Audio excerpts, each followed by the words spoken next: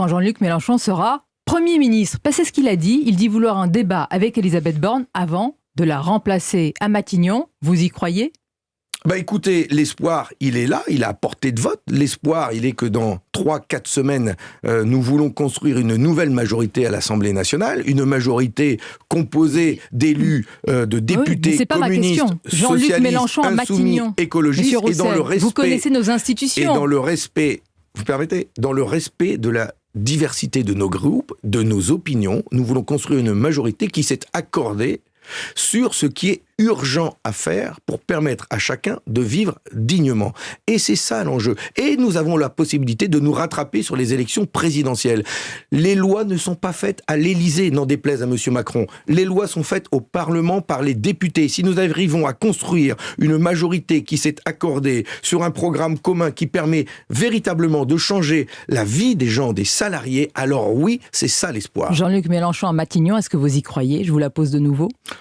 Mais ça passe d'abord par la construction d'une majorité. Vous voulez pas me répondre. Mais c'est pour ça que je n'aime pas la formule « élire un Premier ministre » parce qu'on n'élit pas un Premier ministre. Voilà, ça c'est la réalité nommé, de nos institutions. Et c'est pour ça que le passage obligatoire, c'est d'abord de construire une majorité.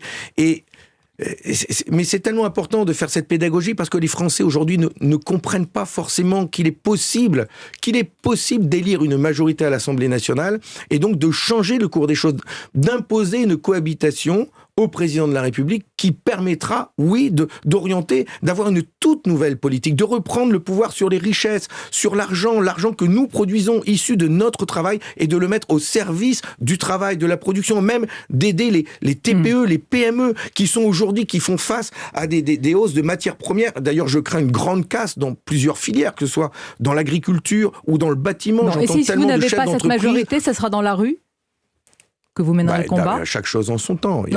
Et si vous vous envisagez aussi de ne pas gagner, Fabien Roussel, vous êtes un homme politique avisé, vous envisagez différents scénarios. Si vous ne gagnez pas, ça sera dans la rue ? J'envisage toujours d'abord la victoire, parce que c'est l'espoir qui nourrit l'espoir, et c'est l'espoir qui créera aussi la dynamique lors de ces élections.